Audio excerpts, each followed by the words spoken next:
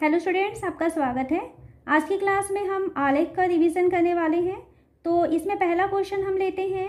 एक व्यक्ति ने अपनी गाड़ी में 5 लीटर पेट्रोल भरवाया। 5 दिनों में बचे हुए पेट्रोल की मात्रा व दिनों को निम्नलिखित सारणी में दर्शाया गया है। एक सारणी में आप देख रहे हैं, एक खंड में लिखा है दिन और दूसरे में लिखा हुआ है बचे हुए पेट्रोल की मात्रा। हमें कहता है बचे हुए पेट्रोल की मात्रा व दिनों के मध्य आलेख खींचिए। ये 2020 में आया हुआ है क्वेश्चन, बहुत इंपॉर्टेंट है। देखिए किस तरीके से हम आलेख खींचते हैं। तो यहाँ पर हमें दो चीज़ें दिखाई दे रही हैं, दिन और बचे हुए पेट्रोल की मात्रा। तो यहाँ हम क्या करेंगे, दिन को एक्स अक्ष में खींचेंगे। ये ग्राफ कॉपी आपको एग्जाम में दिया जाएगा, एक पेज दिया जाएगा। इसमें किस तरीके से आपको इसे ड्रॉ करना है, देखिए यहाँ हम एक्स अक्ष बनाते हैं। ये इस तरीके से जो मोटी लाइन है, इसे मैं इसको अभी पेन से बना के दिखा रही हूँ, आप लोग को पेंसिल से बनाना है, ठीक है। और यहाँ लास्ट ये पॉइंट है, यहाँ से हम ऊपर की तरफ जाएंगे तो ये वाई अक्ष बनेगा। इस तरीके से हम सीधे वाई अक्ष, और यहाँ आपको तीर का निशान लगा देना है। ये एक्स अक्ष है और ये वाई अक्ष है। उसके बाद में आप नीचे इस तरफ लिखेंगे दिन। यहाँ पर इस तरीके से देखिए किस तरीके से लिखना है, ये दिन, और इसको ऐसा एरो का निशान लगा देंगे। और बचे हुए पेट्रोल की मात्रा लीटर में, तो इसको आपको ये वाले खंड में, ये वाली लाइन पे देना है, वाई अक्ष पे। तो यहाँ पर हम लिखेंगे बचे हुए पेट्रोल की मात्रा, और इसको ब्रैकेट में लिखा हुआ है, सवाल में लीटर में लिखा है, इसलिए यहाँ पर लीटर में हम लिख देते हैं। फिर हम देखते हैं दिन जो है 1 से लेकर के 5 तक है। यहाँ पर देखिए ये एक खंड, इस तरीके से 1-1 सेंटीमीटर एक एक खंड पे आप निशान लगाएंगे। 4, 5, 6, यहाँ पे नंबरिंग करेंगे 1, 2, 3, 4, 5, 6, ठीक है। ये तीर का निशान है, मतलब ये अनंत तक जाने वाला है। और वाई अक्ष में जो है 4, 3, 2, 1 और 0 लिखा है, तो ये तो 0 हो गया।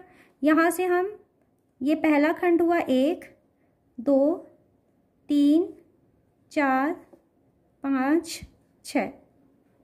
ये हम इस तरीके से अक्ष बना लिए, एक्स अक्ष बनाए हैं और वाई अक्ष बनाए हैं। अब हम देखते हैं कि दिन में 1 लिखा है और उसके नीचे बचे हुए पेट्रोल की मात्रा में 4 लिखा है। तो एक्स अक्ष में 1 और बचे हुए पेट्रोल की मात्रा है 4। तो ये देखिए एक्स अक्ष का 1 और ये 4 यहाँ पर मिल रहे हैं, तो इस बिंदु का निर्देशांक है 1, 4। फिर सेकंड में दिन में 2 लिखा है, बचे हुए पेट्रोल की मात्रा 3 है, तो ये दिन वाला लाइन है, यहाँ पर 2 और बचे हुए पेट्रोल की मात्रा 3, यानी वाई अक्ष में 3। तो ये 3 आगे बढ़ा और ये 2 को हम ऊपर लेकर के जा रहे हैं। तो ये वाला बिंदु है जहाँ पर दोनों एक दूसरे को मिल रहे हैं। तीसरे में देखिए x का मान 3 है। तीसरे दिन में बचे हुए पेट्रोल की मात्रा 2 है। ये है बचे हुए पेट्रोल की मात्रा, 2 को हम आगे बढ़ाए और ये 3 को हम ऊपर लेके गए। तो ये वाला बिंदु है जहाँ पर दिन 3 और बचे हुए पेट्रोल की मात्रा 2 आपस में मिलते हैं। फिर अगले में है x का मान 4 और y का मान 1। तो चौथे दिन में 1 लीटर पेट्रोल बचा और 5 में 0 लीटर पेट्रोल बचा। तो ये जो बिंदु हमें प्राप्त हुए हैं, इसको आपको स्केल की सहायता से मिला देना है। बस इतना ही काम करना है आपको। और यहाँ पर आप इसके जो निर्देशांक है वो लिखिए। ये पहला था 1, 4, दूसरा था 2, 3, 3, 2, 4, 1 और 5, 0। इतना लिखने के बाद आपको यहाँ पर पैमाना भी लिखना होता है। एक्स अक्ष में हम एक भाग को कितना माने हैं, तो यहाँ पर हम लिखेंगे पैमाना। देखिए पैमाना में भी आपका नंबर रहता है, आपको बिल्कुल नहीं भूलना है। पैमाना हम क्या लिख रहे हैं, एक्स अक्ष है कि जब हम नंबरिंग किए थे तो एक एक का काउंटिंग किए थे, 1, 2, 3, 4 इस तरीके से। तो यहाँ हम लिखेंगे एक्स अक्ष। एक्स अक्ष में क्या किए हैं हम लोग, 1 सेंटीमीटर, 1 सेंटीमीटर या 1 भाग ऐसा भी लिख सकते हैं। 1 भाग बराबर 1 दिन, क्योंकि एक्स अक्ष में हम दिन लिखे थे। फिर हम लिखेंगे वाई अक्ष।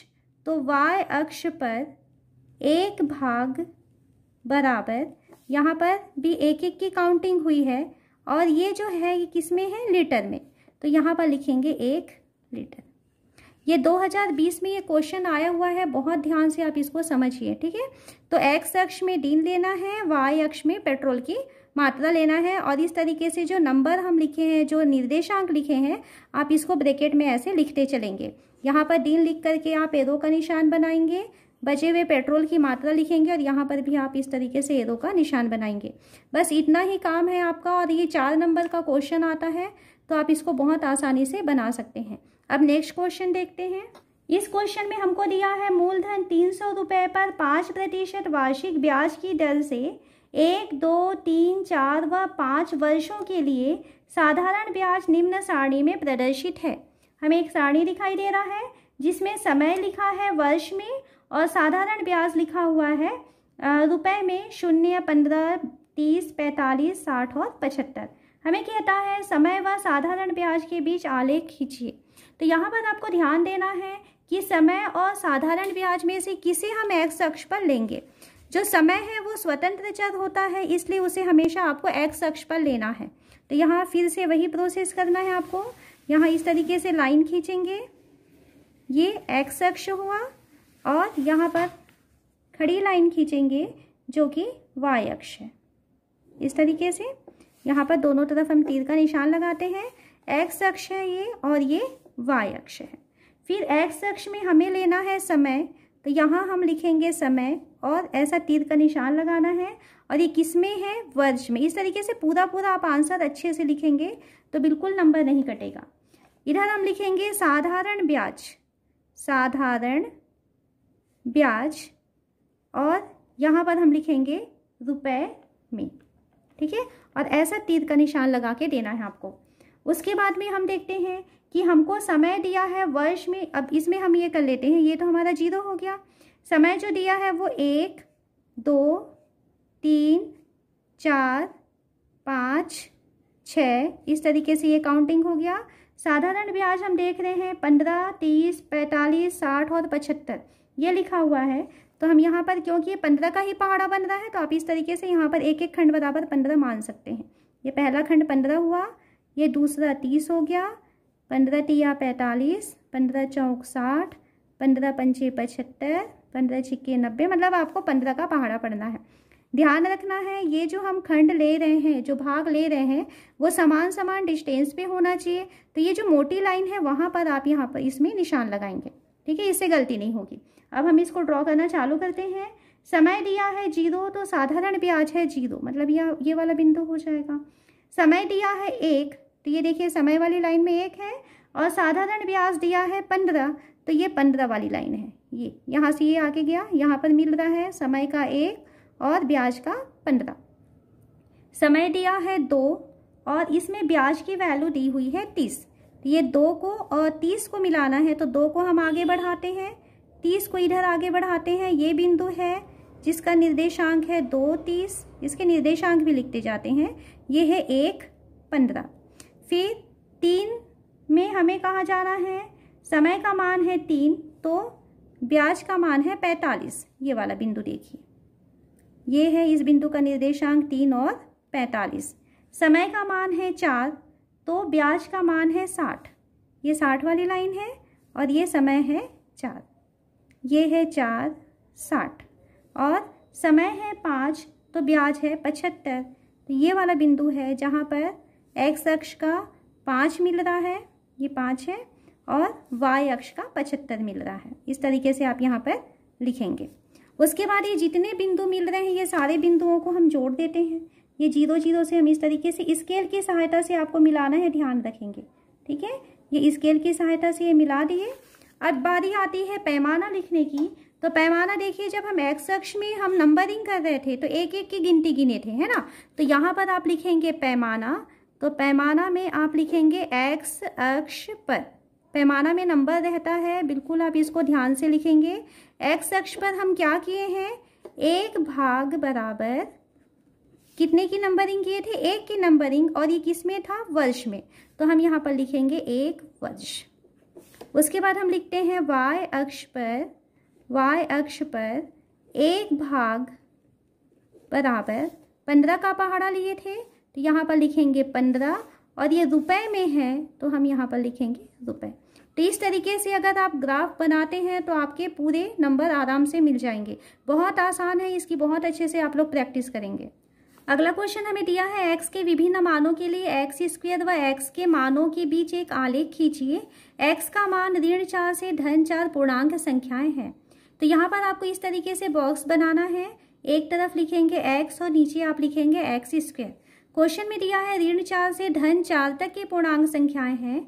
तो यहाँ ऋण 4 एक्स वाले खंड में ऋण 4, ऋण 3, ऋण 2 ऐसा करते हुए आपको धन 4 तक लेके जाना है। और एक्स स्क्वायर की वैल्यू अभी हम सॉल्व करके निकालेंगे। एक्स का मान पहले हम रखते हैं ऋण 4, तो हमें किसकी वैल्यू चाहिए? एक्स स्क्वायर की वैल्यू चाहिए। तो एक्स का मान यदि ऋण 4 रखेंगे तो एक्स स्क्वायर का मान हो जाएगा ऋण 4 की घात 2। ऋण की घात 2 यानी धन होता है 4 चौक 16। तो यहाँ पर ऋण 4 के नीचे हम 16 लिख दिए। सेकेंड है एक्स का मान ऋण 3 रखते हैं तो एक्स वर्ग का मान चाहिए, तो ऋण 3 का वर्ग यानी कि 9। फिर थर्ड हम रखते हैं एक्स का मान ऋण 2, हमें एक्स वर्ग का मान चाहिए। तो देखिए एक्स वर्ग बराबर हो जाएगा ऋण 2 की घात 2 यानी कि 2 दूनी 4। तो 4 को नीचे लिख लिए। फिर एक्स का मान लिखते हैं ऋण 1, तो एक्स का मान ऋण 1 रखेंगे तो एक्स वर्ग का मान हो जाएगा ऋण 1 का वर्ग यानी कि धन 1। ये मान को यहाँ पर रखते जाते, ऋण 1 रखेंगे तो धन 1 मिला। फिर एक्स का मान 0 रखेंगे तो एक्स वर्ग का मान मिलेगा 0 का वर्ग यानी कि 0। नेक्स्ट आगे बढ़ते हैं। एक्स का मान हम रखते हैं 1, तो एक्स वर्ग का मान हो जाएगा 1 का स्क्वायर यानी कि 1 का वर्ग होता है 1। एक्स का मान रखेंगे 2, यहाँ पर ये 0 का 0 मिला, 1 का 1 आया। एक्स का मान 2 रख रहे हैं तो एक्स वर्ग का मान हो जाएगा 2 का वर्ग यानी कि 2 दूनी 4। इस मान को यहाँ भर लिए। एक्स का मान रखते हैं 3, तो हमें एक्स वर्ग का मान मिलेगा 3 का वर्ग बराबर 9। ये सब आपको कॉपी में करना है। फिर एक्स बराबर 4, तो हमें एक्स वर्ग चाहिए, तो ये हो जाएगा 4 का वर्ग यानी 4 चौक 16। तो इस मान को भी हम यहाँ पर रख लेते हैं। तो आपको ये स्टेप जो है आपके एग्जाम में कॉपी में लिखना है, ध्यान रखेंगे। अगर आप इसे गाइड से देखते होंगे तो गाइड में ये सारी चीज़ें नहीं दी रहती हैं, लेकिन यहाँ पर आपके पूरे नंबर रहते हैं। सिर्फ आप ये बॉक्स नहीं तैयार करेंगे, इस बॉक्स में हम एक्स स्क्वायर की वैल्यू कैसे लाए हैं वो भी आपको यहाँ पर सॉल्व करके बताना है।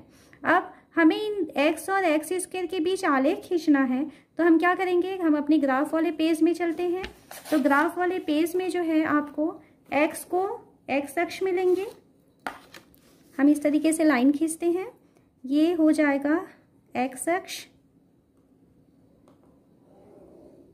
यहाँ हम देखते हैं कि x का जो मान है वो ऋणात्मक भी है और धनात्मक भी है, तो इसलिए हम बीचों बीच y अक्ष वाली लाइन को खींचते हैं इस तरीके से। ये y अक्ष वाली लाइन आपको बीचों बीच लेनी है। ये y अक्ष में हम तीर का निशान लगा लिए और ये x अक्ष वाली लाइन में तीर का निशान लगाते हैं। ये x अक्ष है, ये x डैश हो गया और ये y है और नीचे जो है y डैश हमको मिलने वाला है। इसको अगर आप चाहें तो नीचे ले सकते हैं इस तरीके से, ठीक है। फिर x का मान हमें ऋण 4 से धन 4 के बीच दिया, तो देखिए एक एक खंड में इस तरीके से लिखेंगे 1 2 3 4 5 6। वैसे हमें सिर्फ 4 तक की ज़रूरत है। ऋण की तरफ आते हैं तो ऋण 1, ऋण 2, ऋण 3, ऋण 4, ऋण 5। y की वैल्यू जो है 0 से लेकर के 16 तक जा रहा है, तो y में अगर हम एक एक करके लेंगे तो 16 तक करने में हमें बहुत दिक्कत हो जाएगी, तो इसलिए हम एक काम करते हैं 2 का पहाड़ा लेते हैं। ध्यान रखेंगे हर खंड में समान अंतर होना चाहिए, है ना। तो 2 4 ये हो जाएगा 6, फिर हो गया 8 10 12 14 और 16, ठीक है। ये जो आप अंतर लेते हैं वो अंतर हमेशा समान होना चाहिए, ये ध्यान रखेंगे। ये x है और ये एक्स स्क्वायर वाला खंड है, यहाँ पर मैं y ना लिख करके एक्स स्क्वायर लिख रही हूँ और ये x हो गया। अब हम देखते हैं x का मान यदि 1 है तो x का मान 0 है तो एक्स स्क्वायर का मान भी 0 है, ये वाला बिंदु हो जाएगा। फिर उसके बाद है x का मान -1, ठीक है। इसको मैं स्क्रीन को थोड़ा छोटा करती हूँ। तो यहाँ पर आप देख पा रहे हैं कि जब x की वैल्यू 0 है तो एक्स स्क्वायर की वैल्यू भी 0 है, यानी ये वाला बिंदु हो जाएगा। x की वैल्यू 1 है तो एक्स स्क्वायर की वैल्यू भी 1 है, तो x का मान 1 है और x वर्ग वाली लाइन में आपको 1 चाहिए, तो 0 और 2 के बीचों बीच वाली जो लाइन है यहाँ पर आपको 1 मिलने वाला है। तो ये बिंदु होगा जहाँ पर x का 1 और y का 1 मिलने वाला है। ठीक है, फिर x का मान 2 है तो y का मान x² का मान 4 है, तो ये x वाली लाइन में 2 लेंगे और x² वाली लाइन में 4 लेंगे। तो ये देखिए, इसको आगे बढ़ाते हैं। ये हल्का सा ही, आपको बहुत डार्क नहीं करना है, ये वाली लाइन को हल्का सा हम अंदाज के लिए लेते हैं। x का मान 3 है, x² का मान 9 है, तो x का मान देखिए ये 3 आ रहा है, 3 में आगे बढ़ेंगे और x² का मान 9 है, तो 8 और 10 के बीचों बीच वाली जो लाइन आएगी ये हमको 9 बना के देगा। तो ये x का मान 3 और x² का मान 9, ये देखिए ये 8 है और ये 10 है, तो ये वाली जो लाइन है ये 9 की लाइन बनेगी। तो ये बिंदु आ गया। फिर x का मान 4 लेते हैं तो x² का मान हमको 16 दिख रहा है, तो ये देखिए यहाँ पर 16 है, ये आगे बढ़े और ये x का मान 4 यानी ये वाली लाइन यहाँ तक आगे बढ़ रही है, ये वाला पॉइंट आया। तो ये धनात्मक वैल्यू ले चुके। अब ऋण की तरफ जाते हैं। x का मान ऋण 1 है और x² का मान धन 1 है, तो x का मान ऋण 1 यहाँ पर मिलेगा, x² का मान धन 1 ये वाला पॉइंट है। ये बिंदु को डार्क किए।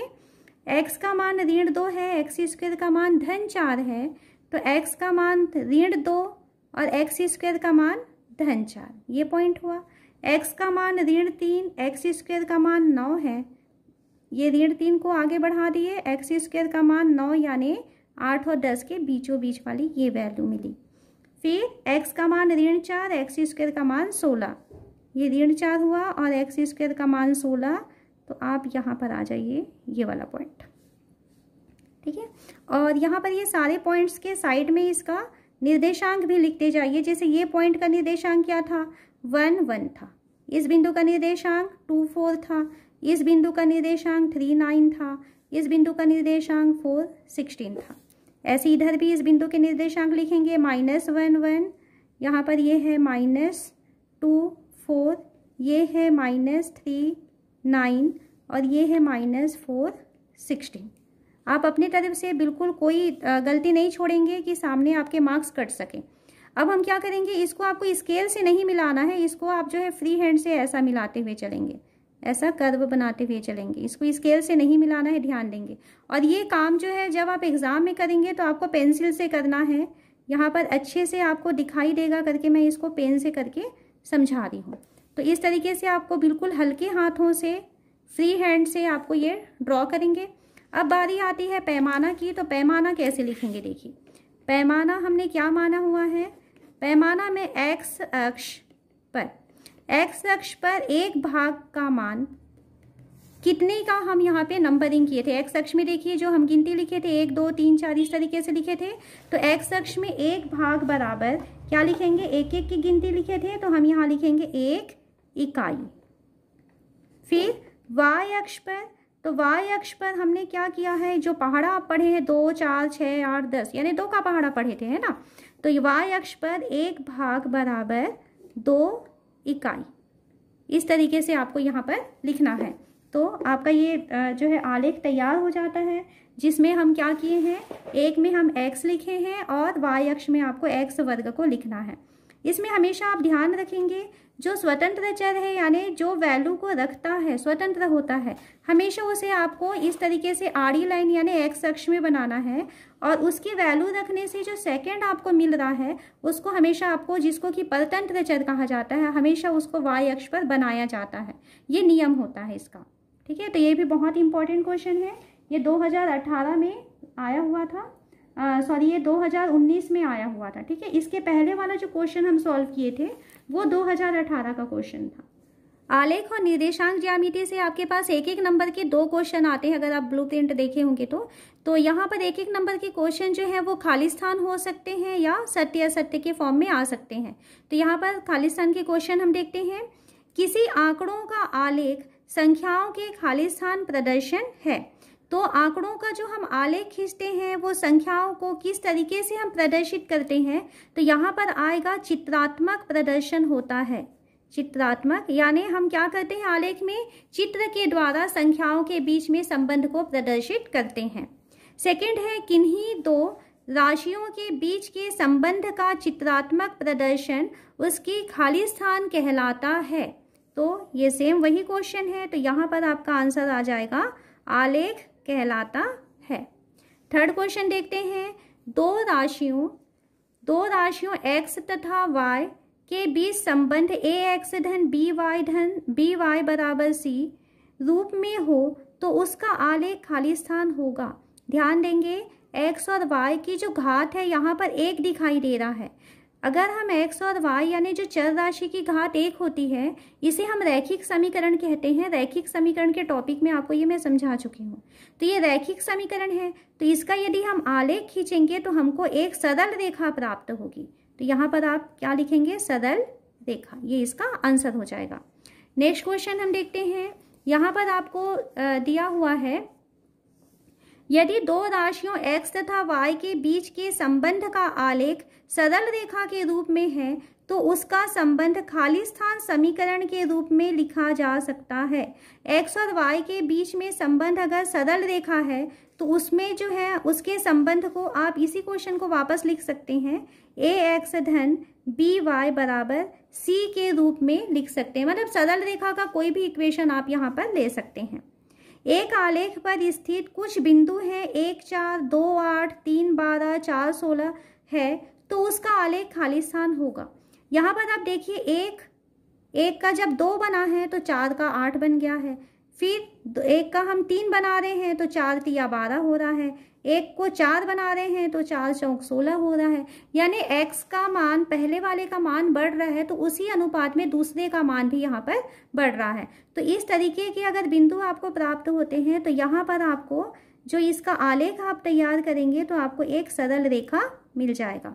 तो इस तरीके के छोटे छोटे क्वेश्चन हैं जो आपके एग्जाम में आएंगे, तो आप बहुत अच्छे से इस चैप्टर की तैयारी कीजिए। और बहुत इजी चैप्टर है, इसमें सिर्फ आपको आलेख खींचना है और बहुत स्कोरिंग है, यहाँ से आपके बिल्कुल भी मार्क्स नहीं कटेंगे। तो आप जो है इस चैप्टर की बहुत अच्छे से किस तरीके से लिखना है, पैमाना लिखना है, ये सब बहुत अच्छे से आप तैयार कीजिए।